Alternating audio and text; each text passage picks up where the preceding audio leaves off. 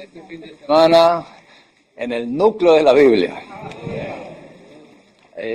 Romanos del 5 al 8, no solamente es el centro de Romanos, en verdad es el centro, podríamos decir, de la Biblia. Es hasta podríamos decir, el centro del universo. Aquí está la sustancia interna de la Biblia. Este es el meollo. Esto es lo más importante. Porque se nos muestra aquí en Romanos del 5 al 8, estas dos palabras, vida y muerte, nos muestran que hay dos líneas contrastantes. La línea de la vida y la línea de la muerte, lo cual nos muestra que el hombre está en esta situación triangular entre Dios y Satanás, entre la vida y la muerte. Y eso lo vemos, ¿verdad? Comenzando anoche en el huerto del Edén. Ahí estaba el hombre y estaba en esta situación triangular. Ahí estaba el árbol de la vida, que es Dios como vida en forma de alimento. Y estaba acá el árbol complicado, ¿no? El árbol del conocimiento, del bien y del mal. Este árbol complicado resulta en muerte. Así que aquí está ya esta situación triangular donde el hombre ya tiene que escoger. Bueno, ahí se nos presentan dos fuentes, que es Dios y Satanás, la vida y la muerte, son dos fuentes. Y luego a lo largo de toda la Biblia vemos dos caminos. Vemos el camino de la vida y el camino de la muerte. Y llegamos a Romanos 8, ¿no? Y entonces aquí en Romanos 8:6 se nos presenta de una manera tan contundente. La mente puesta en la carne es muerte. Este es el camino de la muerte. Y la mente puesta en el espíritu, vida y paz. Entonces, no solo es un asunto de comer el árbol de la vida, sino mantenernos en el camino de la vida. Mantenernos en el camino de la vida, poniendo la mente todo el tiempo en el espíritu, que es vida y paz. Y finalmente, ¿cuáles las dos consumaciones? La segunda muerte, en Apocalipsis, es el lago de fuego. La segunda muerte. O sea, que esta línea de la muerte tiene su consumación en el lago de fuego, que es la segunda muerte. Pero, aleluya, siempre que me voy a quedar de este lado, porque este es el lado de la vida. No quiero estar de aquel lado. ¿Y cuál es la consumación acá? La Nueva Jerusalén. La ciudad de vida. Ahí está el río de agua de vida. Ahí está el árbol de la vida. Así que toda nuestra vida y todo el día siempre tenemos que hacer esta elección, esta decisión, todo el tiempo, para escoger la vida y rechazar la muerte. La economía de Dios no es entre el bien y el mal. Si usted le pregunta a la mayoría, de hecho venía hablando con otro amado hermano en el avión, y entonces coincidíamos en que para muchos cristianos, la vida cristiana para ellos es escoger el bien y rechazar el mal. Si usted le pregunta a muchos cristianos, ¿cuáles son los dos árboles? Le van a decir, uno es el árbol del bien y el otro es el árbol del mal. Sí. Están confundidos. Tal vez nosotros estemos confundidos también. Pensemos que la vida cristiana, rechazo el mal y escojo el bien. No, tanto el bien como el mal están en el mismo árbol. Y el resultado es la muerte. Así que la economía de Dios está centrada en la vida o la muerte. No es lo correcto o lo incorrecto, el bien o el mal, no es un asunto de ética, de religión, de filosofía. Es un asunto de que en lo que digamos, en lo que vamos a hacer, en las decisiones que hagamos, ¿hay aumento de Cristo como vida en nosotros? Entonces vamos por ese camino. pensamos de esa manera, decimos eso. No, ese es el otro lado, me voy por acá, ¿no? En el camino de la vida. O me separo de Dios, me aíslo de Dios, entonces allí, entonces voy por el camino de la muerte. Y entonces tengo que estar consciente por el sentir de vida por dentro, que de hecho es el sentir de muerte, que me indica, no, vuelve al árbol de la vida. Así que constantemente estamos ahora en este proceso de escoger la vida, rechazar la muerte, y por eso anoche se nos presentó algo sorprendente, que Dios dejó la carne con nosotros. No es esa carne detestable, fea, repugnante. ¿Por qué la dejó con nosotros? Para recordarnos que no permanezcamos allí y siempre nos volvamos a nuestro espíritu. ¿Dónde está la vida? ¿Dónde está el árbol de la vida?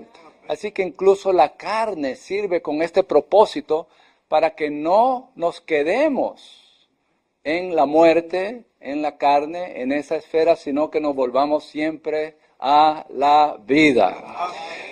Muy bien, entonces ahora, después de esa introducción de anoche, vamos ahora por 4 capítulos. Vamos esta mañana el 5 y el 6, luego esta noche el 7 y mañana el capítulo 8. Es decir, vamos a ir capítulo por capítulo para ver este núcleo de la Biblia. Entonces, ¿qué tal si leemos el título de esta mañana? Es el resultado de nuestra justificación, el pleno disfrute que tenemos de Dios en Cristo como nuestra vida. Comenzamos entonces con la justificación. Pero en Romanos 5:18 se nos dice que esta es la justificación de vida. De vida, justificación de vida. Por lo cual entonces tenemos que salir fuera de este concepto que la justificación es el fin. Para muchos creyentes, la justificación es el fin. Tengo ya mi boleto para ir al cielo, ya tengo vida eterna, y entonces ya reposo. Es decir, para muchos, el ser justificados viene a ser el fin. Pero si vemos Romanos, capítulo 5, y si lo consideramos en el contexto del núcleo de la Biblia, vemos que más bien la justificación es la entrada, es la puerta de entrada. Ahora, aquí vamos a ver el resultado de esta justificación, pero quisiera dedicar un poquito de tiempo para ver en qué se basa la justificación, para que tengamos un fundamento sólido en la palabra. Esto tiene que ver con nuestra experiencia. Reinarán en vida, dice en Romanos 5, reinarán en vida los que reciben la abundancia de la gracia y del don de la justicia. Es decir, necesitamos tanto la redención jurídica como la salvación orgánica. Entonces se necesita verdaderamente tener una base sólida. En Romanos 1:17 se nos dice que el justo por la fe tendrá vida y vivirá. El justo, ahí está la justicia de Dios, por la fe, esta es la fe de los creyentes, tendrá vida y vivirá. Esa es la vida de Cristo. Este versículo es como una pancarta de la economía eterna de Dios. Aquí está la estructura del Evangelio. Es una pancarta de toda la economía eterna de Dios. Y comienza con la justicia, el justo. Es decir, que la justicia de Dios es el procedimiento en la salvación que Dios efectúa. Hay un procedimiento en el aspecto jurídico, es decir, que Dios tiene que llevar a cabo ciertos procedimientos legales, jurídicos, que se conforman a su justicia. Cuando Dios opera en sus acciones, es justo, tiene que ser justo. Esto principalmente se relaciona con la muerte de Cristo. Luego está la vida de Cristo, que viene a ser entonces el propósito. Esa justificación tiene un propósito, y es que tengamos vida y vivamos por esa vida. Así que ese es el propósito, la meta. El objetivo de la justificación es que tengamos vida. Esto es el aspecto orgánico. Se relaciona principalmente con la resurrección de Cristo. Pero también está la fe de los creyentes, que es lo que le da sustantividad a la salvación en el aspecto práctico. ¿En qué se basa la justificación? Se basa en la redención. Se nos dice en Romanos 3 que fuimos justificados gratuitamente por su gracia mediante la redención. Es decir, que la justificación se basa en la redención. ¿Y qué es la redención? ¿Qué significa redimir? Redimir significa comprar, volver a comprar algo que le pertenecía a usted y se perdió. Y usted tiene que pagar un precio. Esa es la redención.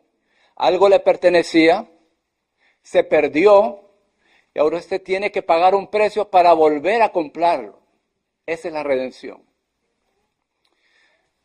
Un ejemplo que me ha ayudado mucho de una historia de un niño, que ejemplifica esto. Un niño tenía un barquito y fue con su papá a un canal para que el barquito pudiera ir por el canal, y entonces el barquito pues iba ahí flotando, el niño iba corriendo, contento, el papá iba con él. En cierto momento habían unos arbustos, él perdió de vista el barquito, y en lo que corrió para ver dónde estaba el barquito, no lo podía ver ya en el agua, lo tenía otro niño. Y el primer niño le dijo, dame mi barquito. Y le dijo, es mío. El otro niño se apoderó del barquito y dijo, es mío. No era de él, lo usurpó y se apoderó de algo que no era de él. ¿Qué hizo el papá?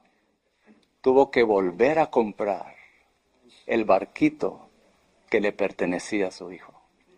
Esto fue lo que hizo Dios. Le pertenecíamos a él. Pero nos perdimos, fuimos usurpados. Entonces él tuvo que pagar un precio. ¿Cuál fue ese precio? La sangre preciosa de Cristo. Esa sangre fue derramada por cada uno de nosotros. Preciosa sangre. De hecho, en Apocalipsis 5:9 dice, tú fuiste inmolado, hablando del Cordero, y con tu sangre compraste para Dios hombres de toda tribu y lengua y pueblo y nación. Hemos sido redimidos. Un aspecto es que hemos sido redimidos de la maldición de la ley. Por haber quebrantado la ley, entonces la pena es la muerte.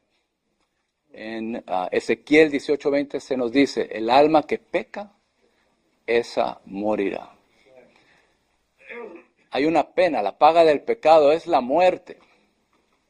Quebrantamos la ley. Así que Dios en su justicia tiene que condenarnos. Todos estábamos sentenciados a muerte, porque Dios es justo. Pero Cristo derramó su sangre y nos compró. El justo murió por los injustos.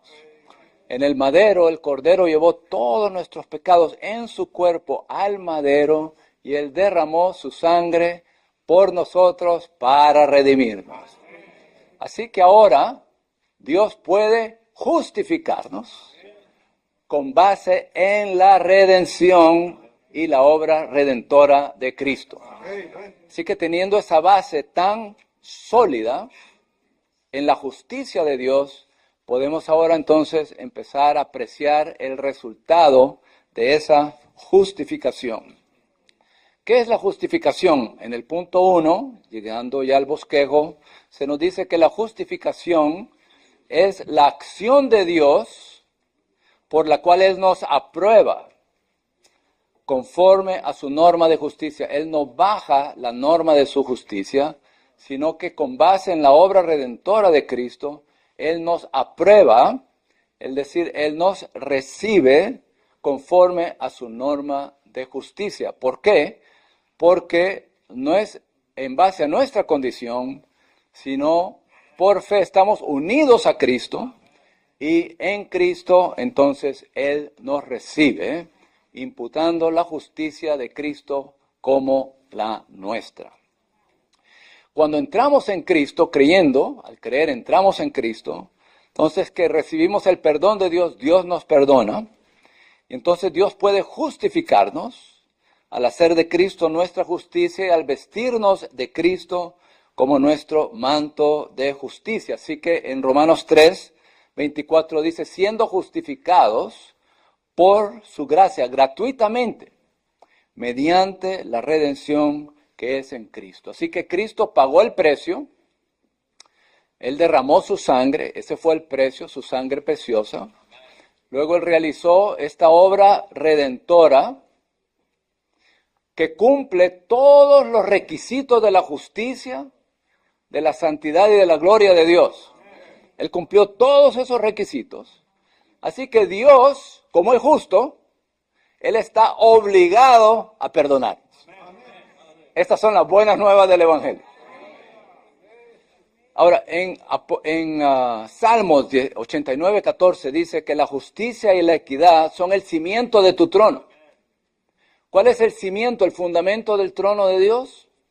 Justicia y equidad. Es decir, que antes de la muerte redentora de Cristo, Dios tenía que condenarnos. Él estaba obligado a condenarnos debido a nuestra injusticia, porque éramos pecadores, rebeldes, enemigos. Pero, aleluya, después de la obra redentora de Cristo, Dios está obligado a perdonarnos. ¡Aleluya! Dios tiene que perdonarnos. Esto es tremendo. Este es el poder del Evangelio. Cuando uno ve el cuadro del hijo pródigo, ¿verdad? Él regresa a casa. ¿Y qué es lo que hace el padre? Lo viste con un manto de justicia. Esa es la justicia. Pero el hijo pródigo tenía hambre. Así que también mató el becerro engordado para que comiéramos. Así que la justicia nos da la base legal, justa, jurídica, para poder comer y disfrutar a Cristo como vida. Por eso la justificación es de vida. Es una justificación de vida. Entonces veamos ahora qué es esta esfera en la cual hemos sido introducidos mediante la gracia. El punto Romano 2 dice, lo podemos leer juntos, dice, el resultado de nuestra justificación es el pleno resultado que tenemos de Dios en Cristo como nuestra vida. Así que hay un resultado, y este resultado de la justificación es el pleno disfrute que tenemos de Dios en Cristo como nuestra vida. Aquí hay 6 asuntos maravillosos y una persona maravillosa. Podemos ver esto versículo tras versículo. Versículo 1 dice, justificados pues por la fe tenemos paz para con Dios. Esto es lo primero. Al ser justificados tenemos paz. Este es uno de los aspectos maravillosos del disfrute que tenemos ahora por haber entrado en la puerta de la justificación. Tenemos paz para con Dios. Versículo 2. Por medio del cual, de Cristo, también hemos obtenido acceso por la fe a esta gracia. Este es el segundo aspecto. Ahora estamos en una esfera de gracia en la cual estamos firmes y nos gloriamos por la esperanza. Esto es lo tercero, la esperanza de la gloria. Cuarto aspecto, gloria. Luego en el versículo 5, la esperanza no avergüenza, porque el amor de Dios, esto es el quinto aspecto maravilloso, el amor de Dios ha sido derramado en nuestros corazones mediante el Espíritu Santo que nos fue dado. Así que en esta esfera tenemos paz, gracia, esperanza, amor, gloria, y en el versículo 10, vida, para ser salvos en vida. Y además aquí disfrutamos una persona maravillosa, el Dios triuno, el Espíritu Santo en el versículo 5, Cristo en el versículo 6 y Dios en el versículo 11. Así que estamos ahora aprendiendo a permanecer en esta esfera, que es la esfera de la gracia, habiendo pasado por la puerta de la justificación. Ahora, mediante esta muerte redentora de Cristo, Dios nos justificó a nosotros, los pecadores, y nos reconcilió a nosotros, los enemigos. Éramos tanto pecadores como enemigos. Por ser pecadores, Él nos justificó. Por ser enemigos, Él nos reconcilió. Y esto es maravilloso. El amor de Dios ha sido derramado en nuestros corazones mediante el Espíritu Santo que nos fue dado. Aquí se nos habla en este contexto de tribulaciones, de aflicciones, de dificultades. Ahora, en medio de estas aflicciones, de estas tribulaciones, debemos siempre tener la certeza del amor de Dios. Aquí el Padre, Él opera para manifestar su amor a nosotros y lo manifiesta mediante la obra redentora de Cristo, quien murió por nosotros. Y lo aplica por medio del Espíritu. Cuando el Espíritu aplica este amor manifestado en Cristo, que tiene su fuente en Dios el Padre, entonces tenemos esperanza. Padecemos los sufrimientos y estamos asegurados del amor de Dios, no importa las dificultades en las cuales nos encontremos. Ahora, este amor de Dios que ha sido derramado en nuestros corazones es Dios mismo como amor. Lo cual significa que este amor que ahora ha sido derramado en nuestros corazones, y notemos de que no es en nuestros sentimientos, sino en nuestro corazón, que incluye la conciencia, la mente, la parte emotiva y la voluntad. No estamos hablando de una emoción, no estamos hablando de un sentimiento, sino estamos hablando de Dios, quien es amor, primera de Juan 4:8, quien ha sido derramado en nuestros corazones, lo cual significa que este amor es Dios mismo, lo cual es sustancioso, es sólido, es una realidad intrínseca que ha sido derramada en nosotros. Y se ha derramado.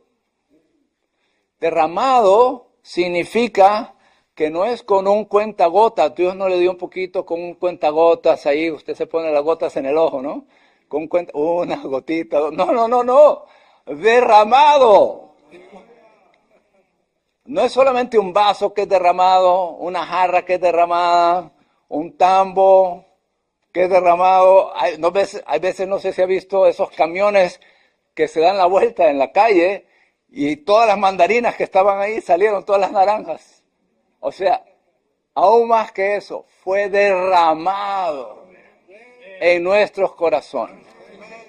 Es decir, que esta infusión, este amor, este Dios, quien es amor, que ha sido derramado en nuestros corazones, es caudaloso, es ilimitado, es inconmensurable.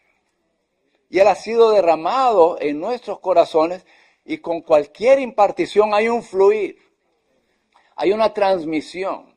Así que en medio de las tribulaciones, en medio de las dificultades, tenemos la certeza de que Dios nos ama.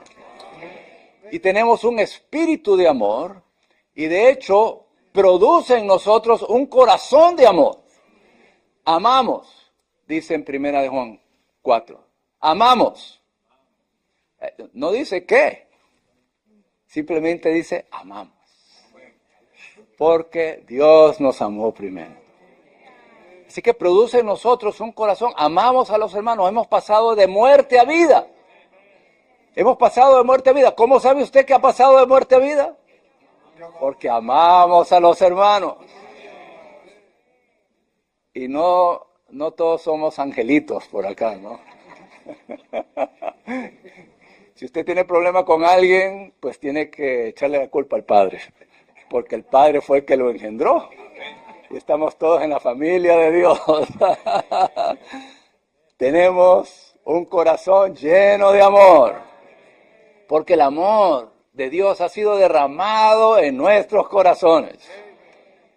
Estamos en esta esfera de gracia. Al ser justificados, el amor ha sido derramado en nuestros corazones. Ahora, aunque nos encontremos afligidos, pobres y deprimidos, no podemos negar la presencia del amor de Dios en nuestro interior.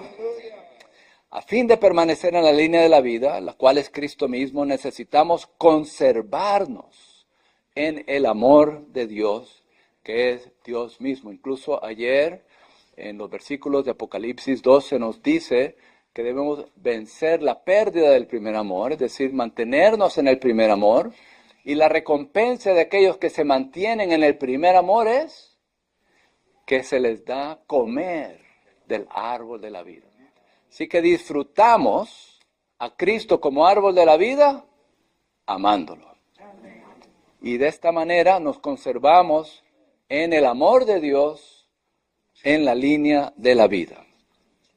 La clave está en que tenemos un espíritu de amor y que necesitamos avivar el fuego del espíritu de amor que Dios nos ha dado. Tenemos un espíritu de poder, de amor y de cordura. Así que si usted solo tiene poder y cordura, pues va a ahuyentar a la gente. La va a amedrentar porque solo tiene poder y solo tiene cordura. Pero en un sándwich usted tiene la carne en medio, que es el amor. Así que necesitamos avivar el fuego del espíritu de amor que tenemos. Y de esa manera, verdaderamente, nos mantenemos en este camino de la vida, conservándonos en el amor de Dios. Luego, vemos en el C que hemos obtenido acceso por la fe a esta gracia en la cual estamos firmes. Puesto que hemos sido justificados por la fe y estamos firmes en la esfera de la gracia, tenemos paz para con Dios por medio de nuestro Señor Jesucristo.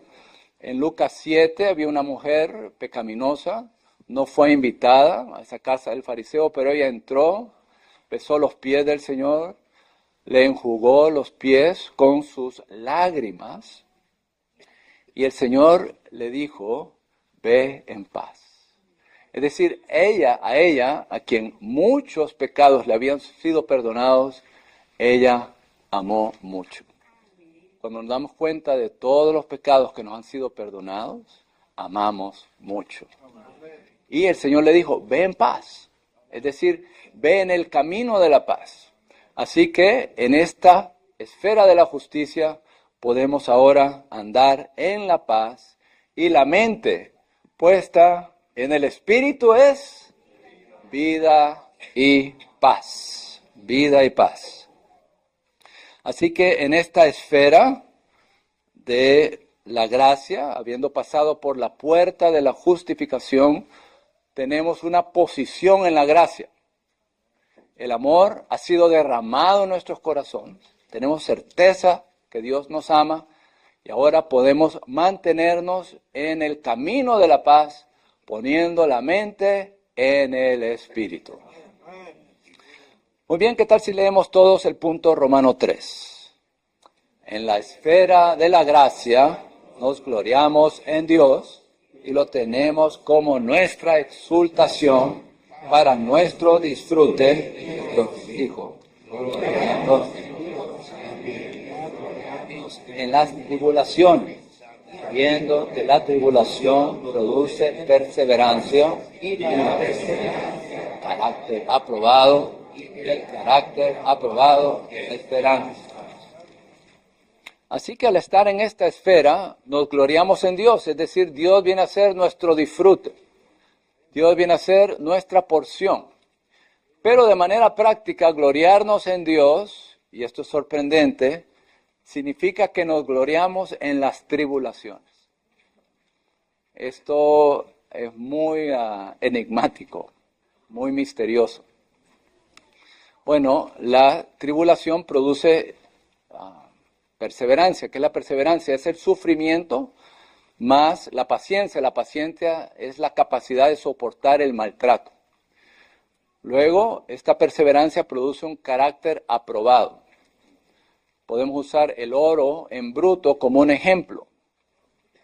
El oro en bruto, pues, no, sin haber sido refinado, no es nada placentero. Ahí hay cierto valor, pero requiere pasar por fuego para que entonces, al pasar por el fuego, vayan siendo eliminadas las impurezas, las imperfecciones, para que entonces ese oro vaya adquiriendo más y más calidad. Así que este es el carácter aprobado, es un carácter acrisolado, producto del fuego, producto de las tribulaciones. Ahora, en este próximo punto se nos dice que la tribulación es, y quiero que lo leamos todos juntos para que cale. La tribulación en realidad es la encarnación de la gracia y la dulce visitación de la gracia. Hasta allí, ¿qué es la tribulación? La encarnación de la gracia y la dulce visitación de la gracia. Rechazar la tribulación equivale a rechazar la gracia, la cual es Dios mismo como nuestra porción para nuestro disfrute. Es decir, que en medio de esas tribulaciones, ahí está escondido Dios como gracia. Si usted rechaza la tribulación, está rechazando la gracia. Ahora, la gracia nos visita. ¿De qué manera?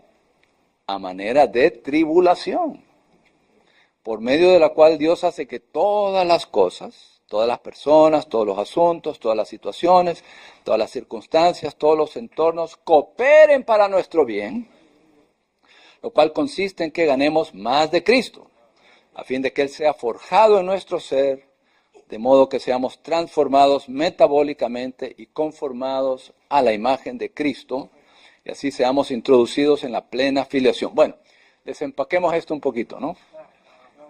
¿Qué es la tribulación? Si lo hubiera preguntado antes de esta reunión, ¿qué es la tribulación? ¿Qué me hubiera dicho usted? Problemas, aflicciones, mi jefe. Usted hubiera definido, puesto a su jefe ahí como parte de la tribulación, ¿no?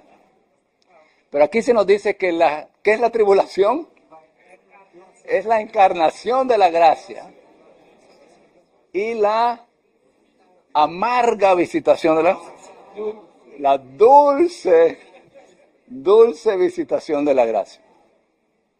Creo que nos ayudaría a entender esto si consideramos que Dios se encarnó y que Jesús es la encarnación de Dios. Ahora, sígame. Aparentemente era un hombre, Jesús, pero cuando usted lo tocaba, se encontraba con Dios. Ok. Rechazar a Jesús significa ¿qué? Rechazar a Dios. Ok. El entorno nos trae dificultades y tribulación. Pero el entorno también nos trae la gracia. La gracia está en la tribulación. Está allí. La tribulación es la encarnación de la gracia, así como Jesús es la encarnación de Dios. Si usted rechaza a Jesús, que es la encarnación de Dios, usted rechaza a Dios.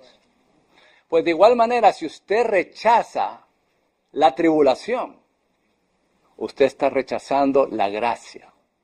Porque Dios, como gracia, está escondido en esa tribulación.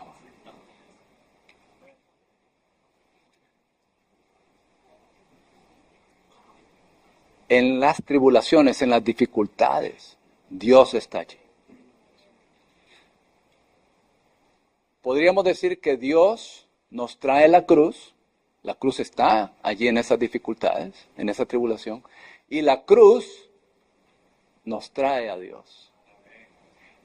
El asunto es de que si rechazamos las circunstancias difíciles, las tribulaciones, estamos rechazando las experiencias que podemos tener de Cristo, quien ha derramado su amor en nosotros, quien ahora nos ha puesto en una esfera de gracia, quien ahora nos está conduciendo por el camino de la paz. Pablo tenía una tribulación, un aguijón en su carne. Muy probablemente tenía que ver con sus ojos. Y él le pidió a Dios que le quitara ese aguijón. Y oró 3 veces. No piense usted que Pablo era un súper cristiano y después que tuvo ese aguijón le dijo, Dios, eso es, dame más. No piense, no, Pablo dijo, quítamelo, quítamelo. Y le oró 3 veces. Pero ¿cuál fue la respuesta de Dios? Bástate mi gracia. Es decir, que no hay gracia sin aguijón. No hay gracia sin aguijón. Con el aguijón viene la gracia. En medio de las dificultades, de las tribulaciones, del entorno complicado, allí encontramos la gracia. Watchman Nee dio este ejemplo de ir digamos, por un río y hay muchas piedras, ¿no? Muchas dificultades, muchas piedras. Entonces, nosotros oramos, Señor, quita esta piedra. Señor, quita esta otra piedra. Pero Dios no está en el negocio de quitar piedras. Dios está en el negocio de aumentar el caudal del río para que haya más agua, para que usted pueda pasar por encima de las piedras. Aleluya, que podemos encontrar la gracia en medio de las tribulaciones. Muy bien, la tribulación produce perseverancia y la perseverancia carácter aprobado, que es un carácter acrisolado. En el 1, dice, en 1 de Pedro 1:7 se nos dice que la prueba de nuestra fe es mucho más preciosa que el oro, el cual, aunque perecedero, se prueba con fuego. Es decir, el fuego es que las pruebas y los sufrimientos, cuando el oro crudo experimenta el ardor del fuego purificador, adquiere una calidad que es fácilmente aprobada por todos. Así que nuestra fe tiene muchas impurezas. Pensamos en la fe de que, bueno, Dios me va a dar buena salud, Dios me va a dar mucho dinero, Dios me va a dar muchas propiedades, me va a dar una buena familia, me va a dar un entorno fácil, ¿verdad? Y entonces esa es una fe con muchas impurezas. Por lo cual Dios tiene que pasarnos por el fuego de las pruebas y de las tribulaciones para que entonces todas esas impurezas vayan siendo eliminadas. Todas esas contaminaciones vayan siendo eliminadas poco a poco para que nuestra fe solo tenga un objeto que es Cristo mismo. Su gloria y su voluntad. Así que de esta manera vamos siendo depurados, vamos siendo purificados por medio de este fuego y de esta manera el oro, la fe, va siendo purificada y va adquiriendo más calidad. Así que el Señor quiere que paguemos un precio necesario. Por eso en Apocalipsis 3:18 le aconsejó a los que eran tibios en la Odisea a que compraran oro refinado en fuego para que fueran ricos. Algunos de los santos que aman al Señor piensan que son aptos para laborar por el Señor, porque tienen cierta medida de vida y luz, pero están crudos y carecen de la cualidad del carácter aprobado, una cualidad aprobada que resulta de la perseverancia en la tribulación y en las pruebas. Esta cualidad hace que las personas a quienes les ministremos se sientan contentas, dulces y cómodas. Ciertamente pastorear a los nuevos, pues trae tribulación, ¿no? No llegan a tiempo a la cita, o no llegan, o parece que no cambian, ¿verdad? Parece que siguen iguales. Y entonces, incluso podríamos tener cierta carga, ¿no? Con respecto al crecimiento de los santos o de los nuevos, para que se manifieste la función, que haya crecimiento en vida. Y entonces, ¿qué pasa? Los regañamos. Los reprendemos. Usted tiene cierto don, tiene incluso cierta carga, pero la manera en que se manifiesta hace que los santos se sientan abrumados, se sientan apagados. Así que esto el Señor te dice, bueno, tienes carga, tienes don, pero no tienes un carácter aprobado. Falta que haya un carácter aprobado, acrisolado, para que entonces verdaderamente reconozcamos que lo que los santos necesitan es pastoreo. No necesitan reprensiones. Bueno, esto es parte, digamos, de este proceso, ¿verdad? Para que vayamos poco a poco adquiriendo este carácter. Entonces, todos debemos orar. ¿Qué debemos orar? Punto 4. Señor, concédeme un carácter aprobado. ¿Qué tal si oramos esto? Señor, concédeme un carácter aprobado. Tal vez usted no quiere orar eso o lo ora con un poquito como a regañadientes, porque dice, bueno, a ver qué vendrá por ahí, ¿no? Bueno, considere, las situaciones difíciles van a venir, ya sea que usted ore de esta manera o no ore. Así que las pruebas, las dificultades, las tribulaciones van a venir. Pero si oramos, Señor, concédeme un carácter acrisolado, aprobado, esto le da oportunidad a usted a cooperar con el Señor. Para que cuando vengan las pruebas, usted se pueda mantener en la esfera de la gracia, disfrutando el amor de Dios, andando por el camino de paz, por la línea de la vida. Es decir, esto le concede a usted la oportunidad de poder cooperar con el Señor en medio de todas las tribulaciones. No hay que orar por sufrimientos, pero sí hay que orar para que el Señor haga su hogar en nuestro corazón y Él pueda verdaderamente ganar lo que Él desea haciendo su hogar en nuestro corazón. Muy bien, en el C dice, junto con un carácter aprobado tenemos esperanza. Nos gloriamos por la esperanza de la gloria de Dios. Un día seremos introducidos en la gloria de Dios. Esta es nuestra esperanza. Cristo en nosotros, la esperanza de gloria. Aunque estamos firmes en la gracia y andamos en paz, todavía no estamos completamente en gloria, la cual es Dios mismo expresado. Esta leve tribulación momentánea produce en nosotros un cada vez más excelente, eterno peso de gloria. Así que momentáneo está en contraste con eterno. Leve en contraste con peso. Y tribulación en contraste con gloria. Así que cualquier tribulación por la que estemos pasando es leve y momentáneo. Pero si cooperamos con el Señor, entonces ganaremos un eterno peso de gloria. Aleluya. El Dios de toda gloria nos ha llamado a nosotros a su gloria eterna en Cristo Jesús. Y aquí estamos ahora disfrutando a Cristo, quien mora en nuestro espíritu, como nuestra esperanza de gloria. ¿Qué tal leemos todos el punto D? Y con esto concluiremos. A medida que disfrutamos a Cristo en nuestros sufrimientos, estamos siendo salvos en su vida, a fin de realizar la meta orgánica de la salvación dinámica que Dios efectúa, que es producir, edificar el cuerpo orgánico de Cristo, expresado en las iglesias locales, donde disfrutamos la rica gracia del Señor y donde el Dios de paz aplasta a Satanás bajo nuestros pies para su expresión gloriosa, para exhibir su victoria.